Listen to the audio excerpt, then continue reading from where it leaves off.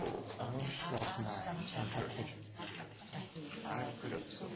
Okay, good morning, everyone. Welcome all. I believe that we have every commissioner physically present here today. Is that accurate? Excellent. Excellent. I'm going to start by asking our guests around the room to identify themselves, starting with this gentleman on the left. Marvin? No, not you, Marvin. Our observers. I tried. Yes, please. Well, I must tell you, I thank you for the opportunity to identify myself.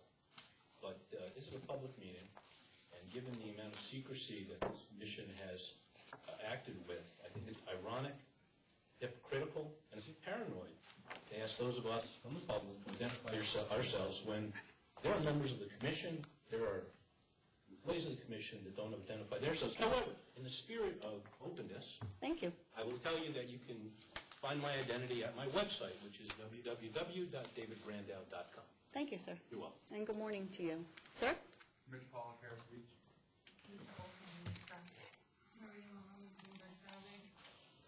Cable Telecommunications Association of New York. Thank you. Lori Donadio, Commission employee. Okay. Good morning. So the first item up is the approval of our minutes. You will have behind A, the minute from the public session of January 11th, 2012. Is there a motion to approve the minutes? I have two suggestions for Yes. minutes. In the first paragraph, it is recommending the record. You had mentioned that there was an adverse request in the local journal, the Times-Union, the Commission's website, and I thought that should be noted Great. for Excellent. public disclosure. And then in the third paragraph, in the discussion, I believe, between Commissioner Bulgara and I believe it was Terry, there was discussion of the fact that we have 45 FTEs, but we only have, I believe, 31 positions filled, so we have 14 vacancies. FTEs? Full-time. I'm sorry, budgeted positions. I apologize. And I just thought that should be noted for the record. Okay. You know, I'll be happy to give some language to it. Adoption with those amendments. Second? Second. All in favor? Aye. Any opposed? Okay, the minutes are approved. Okay, we're going to turn to item number 3, our budget update. Ms. Clementi? As you can all see, the Commission did get a budget appropriation in the executive budget of $4.1 million for the next fiscal year beginning in April. That was an increase of $222,000 over the current fiscal year. The purpose of that additional money is to provide startup costs for implementing some of the new mandates for the Commission, such as changes that need to be made to the online applications, to capture new reporting requirements, the new ethics and lobbying training program, and the new financial disclosure random audit program, among other changes that were made. For this fiscal year, through the end of January, we've spent $2.7 million of our cash ceiling, which is $3.4 million. The cash ceiling, for those of you who are familiar with it, is basically the amount of money of your appropriations you can actually spend during the fiscal year. We have also taken in $538,000 in revenues that were deposited into the state general fund. That includes lobbyist registration fees, client fees, late filing fees, and fines. Those are our main sources of revenue. Okay. Any questions on the budget? Anyone need any clarification of any issue that you raised? Yes, Commissioner. I'm just concerned that if the Public Integrity Commission had only the job of one branch, now we have 2 branches, shouldn't we get a lot more than 45 people? Well, I know the state is suffering, through economic hardship, but I'm just curious. Well, this is the amount of money we've been budgeted, and we're going to set about our work, and we will figure out if there's a need for additional resources. We don't yet know. We're in the process of hiring an executive director, and we'll be... Of course, the good news is that this is 5% up instead of down. So Yes, it is. We already got It is. good treatment, yeah. Anything further? Okay, thank you. Moving along to item number 4, the Administration Committee has done a good deal of work, and I'm going to ask Commissioner Bulgaro to report on what's taken place so far. I'd like to first thank Major Hermosi and George Weissman for their help in a very long marathon. We covered 8 issues. I'll be brief and move through them quickly, and some of them will require concurrence, and then answer any questions you want if you want to pursue any in more detail. First thing we looked at was the per diem, and we had an objective of, in working our way through figuring out what the per diem would be, to first keep it simple, to avoid imposing a bookkeeping burden on the commissioners, and thirdly, to make it consistent with other agencies. And we opted, in the end, to define per diem as participation or attendance at a meeting, which would include travel time and prep time as well. That would mean that the committee activity would not, we did not define within the meaning of per diem. I understand several of you, by the way, have indicated you will opt out and not accept a per diem, in which case you should communicate with Janine Clementi and let her know what your pleasure is. But that's the definition that I think we unanimously agreed to put forward. You want to move on, or you want to discuss these as we move along? Or? Let's have some discussion on the proposed policy that the committee came up with. Anyone have any comment? Think it's wise, prudent? Think it's unwise, not sensible? Nothing? Pat, did you, excuse me, Madam Chair. Pat, did you indicate that per diem would also cover committee work? It would not. Would not cover committee work. Correct. Okay. So it's participation and attendance at a meeting of the commission. Yes. We felt that the committee work would require some tabulation of time, and then you get into a whole question of rulemaking, like what constitutes a day, a reimbursable day. Is it 7.5 hours? How do you track it? Do telephone calls count? So we just opted for a simple standard, figuring no one's going to get rich on $300 anyway.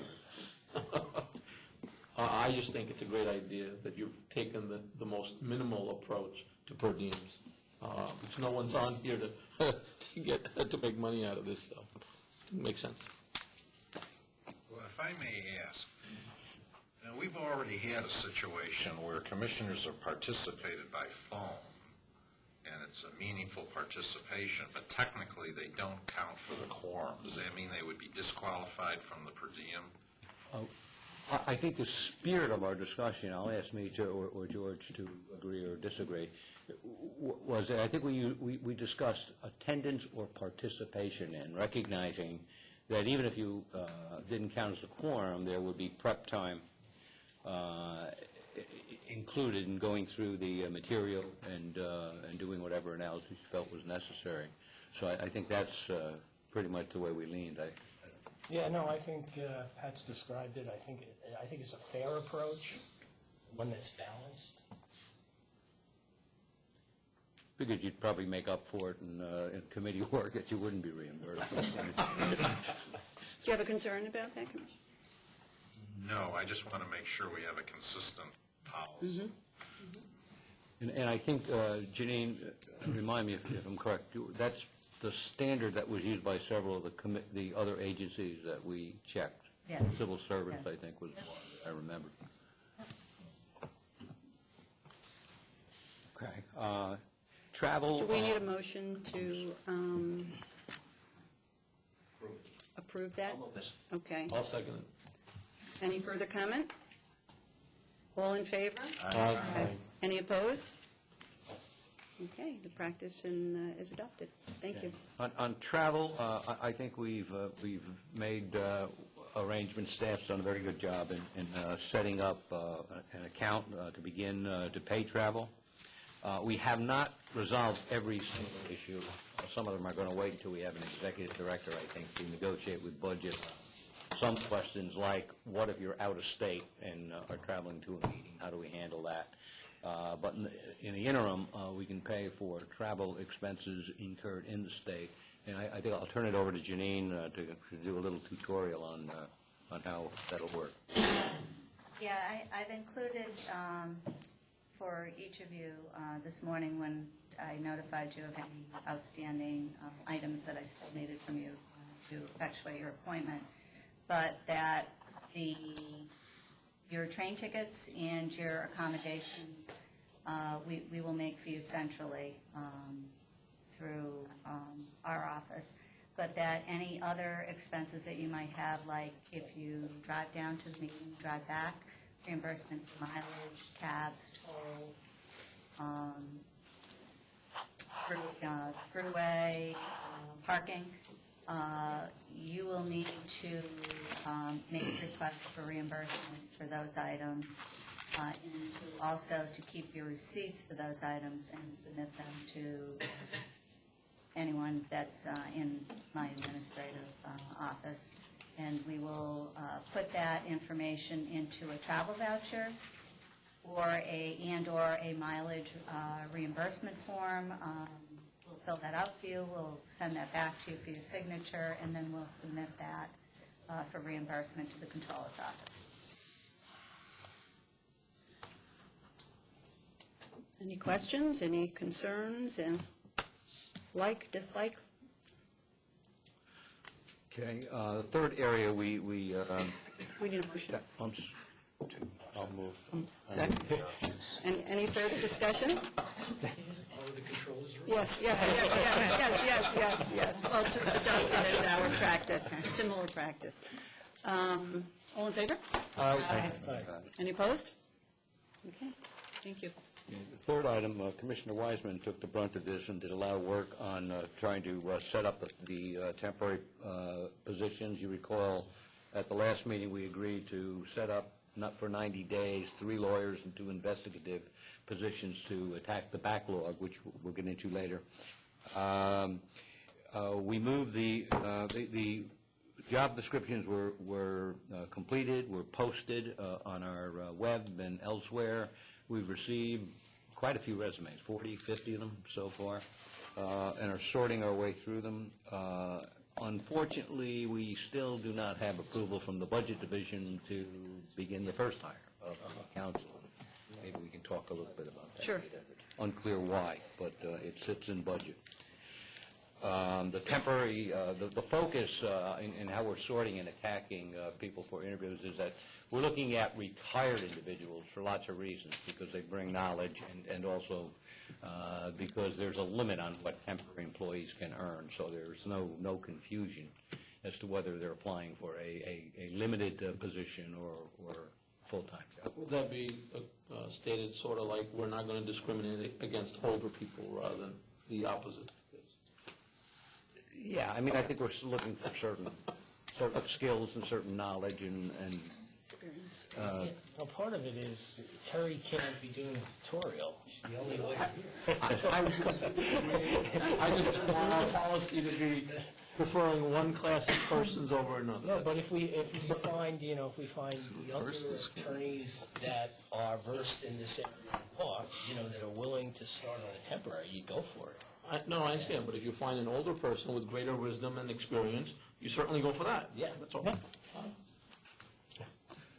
So is there some timetable that you have, either an estimate or in fact, from the budget office to resolve these issues? I made repeated contacts with the budget office last week and have not received a response. In fact, the last one was yesterday afternoon.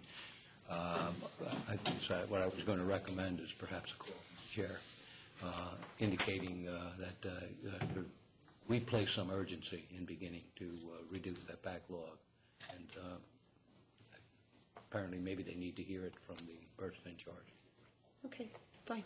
I'll make sure I do that this afternoon. Okay. I don't think that needs a vote, but on the fifth item, I'm going to skip the budget item because I think Janine covered it adequately. We looked at the computer system that the agency has. Computer system is about 8 years old. None of the current computers are upgraded to handle Windows 7, so they will not be supported when Windows 7 is implemented. Some of them, the real old ones, 8 years old, take about 25 minutes to boot up. So that's really productive for staff to sit there and watch the computer light up and do its thing. Most of them have inadequate memory, and we went through a process of asking for estimates of what it would cost to at least make those computers workable by adding memory and by adding a chip to make them a little more powerful. The cost was almost as much as the upgrade. The cost was about $29,000. The cost of upgrading the entire computer system is about $37,000 to replace the units. There is adequate money in the budget, so the recommendation of the administrative committee was to go ahead and purchase new equipment and join the 21st century. Would that equipment have scanning capability? Yes. Would it also include one of those wonderful machines where you can, like a fax machine, except out comes on the other end an email? You mean like a multiple? No, it's not a multiple unit. It's a unit that you, on the sender side, it's like a fax unit where you feed in paper, but out goes an email. I can't speak to the exact configuration, but I'll turn it over to our computer experts. We'd have to look at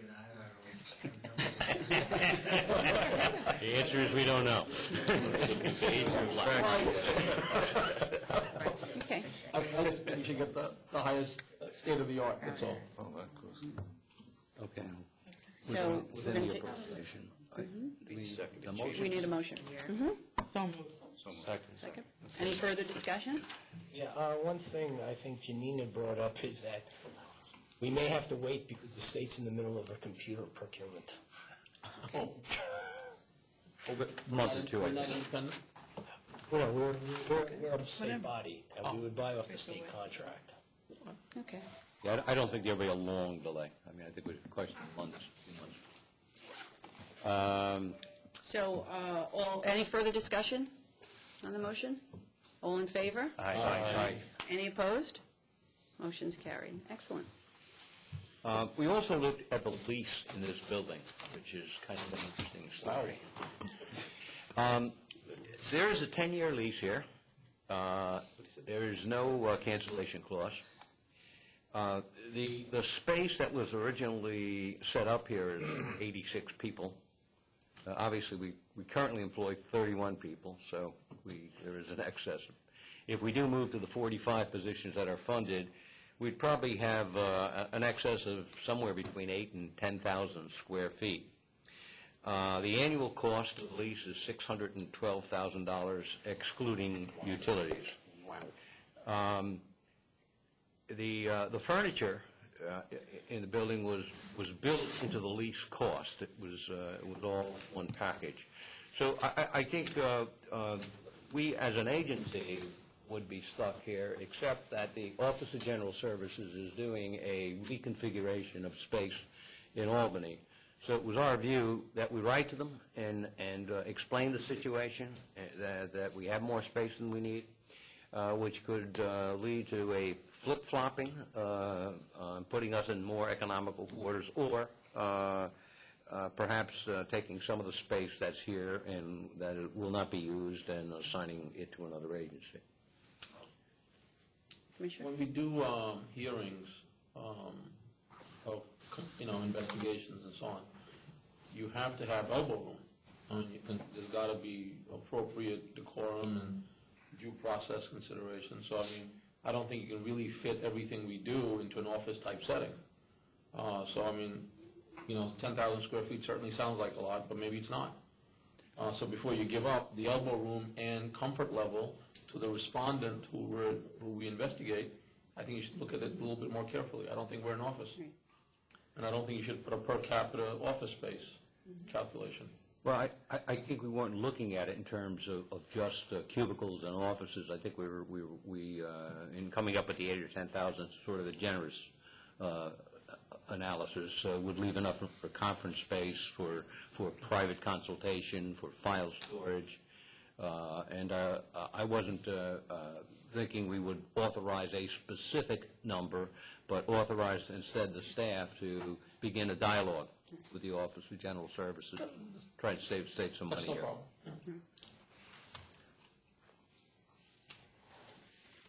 Okay, that's it. And the only remaining issue, well, I don't know if we need an administrative action, unless someone disagrees. No. Okay. I think that's right. We talked about preparing staff profiles at one point. As you know, when the statute was enacted, creating JCOPE, there was no transitional employment provision, meaning that people did not move from the affected agencies into the new agencies and retain their status. Everybody would be treated as a de novo employee. The result of that has been fairly accelerated loss of staff as people look for permanent positions and move to accept them. And as Commissioner Weissman articulated, we probably should stop blowing holes in our own ship and begin to deal with this problem. So, assuming that the new executive director will do a comprehensive review of this and existing staff to clarify people's employment situations, we would alert people that we're on a track to get them to update resumes and introductory material so an executive director can meet with them, get to know their skills, and make an appropriate assignment of responsibility as he or she takes over. So that's, again, just information. And finally, the last issue was late filing fees, which we can do as an overview now. It is on the executive session agenda, but basically, there are in the backlog now in two main. There are three main areas of backlog. There are the bi-monthly reports. There are the semi-monthly reports, and there are over 400 billing notices that have not been sent out because the statute did not allow the pursuit of those late fees until the new agency was created. So now we're created, and the question is, what do we do about it? The recommendation was, since they have been routinized over the years, the industry understands how the process works, that the letters of seeking payment should go out, or in cases where it's just a notice that a fee is owed and due, that those letters go out. The third group involves the lobbyist registration, which poses some legal questions. And I'll defer to George or Mitra if you want to get into the specifics. But in short, when JCOPE was created, the definition of lobbyist then was broadened and modified. So that has led to some confusion as to who's covered and under what circumstances.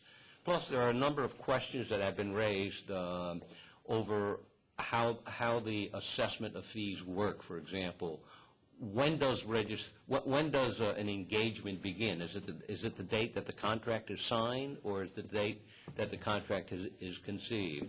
If work starts before a contract is executed, is the registration required? So there are a series of issues that need to be thought through from a legal perspective, and it was our thought that the incoming general counsel should tackle that as an early job.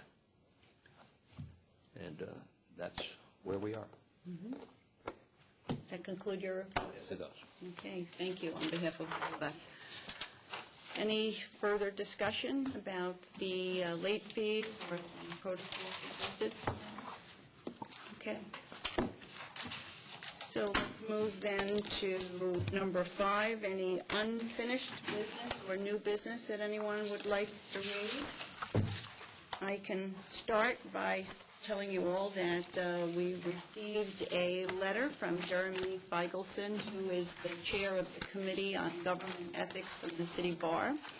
And he is writing to let us know and remind us that the City Bar, of course, has a long history of interest in government ethics reform, that they did, in fact, many of you are likely familiar with their 2010 report, Reforming New York State's Ethics Laws the Right Way. If you are not, you can access that report from their website, or you could call Jeremy if you'd like to. And Jeremy writes to tell us that his committee is making it a priority to follow the implementation of PIRA and the progress of JCOPE, and that, in fact, their intention is to do a one-year assessment at the end of this year as to our work and our progress, and make a public report on that.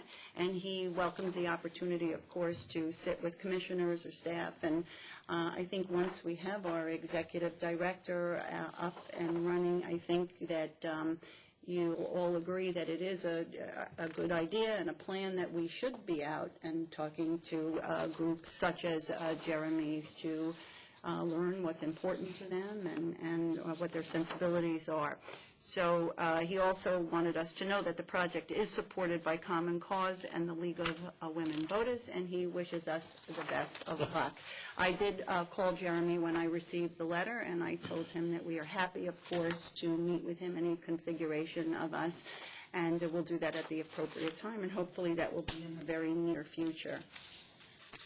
We all get a copy of that letter? Yes, absolutely, absolutely. Copy of letter. Anyone else have any unfinished business or new business that they would like to raise? Okay. You all do know that we have been busy working towards selecting an executive director. And today in our executive session, we will be speaking about individual candidates. So if there is no further unfinished business to be spoken about or any new business to raise, may I have a motion to move to executive session? Could I just ask a question? Yes. On the prior topic. Which topic is that? You know about Jeremy? Yes. Could we also maybe initiate contact with the NYU Brennan Center? Because they're a pretty important group, and it would be nice to have their input and invite them also to participate. I think there are likely a list of, I agree with that, and I think there are likely a list of groups and people that we should meet with once we have our executive director in place, and we'll talk about that as we go forward. I should just say, I've had informal conversations with, I know Jeremy very well. I've worked with him over the years, and I work with someone who just came from the Brennan Center, 2 people. So we're in a lot of contact, shall we say, about what the work of our commission might be. Motion to move into executive session? So moved. Second? Okay. All in favor? Aye. Any opposed? Okay, thank you. That concludes the open portion of our meeting.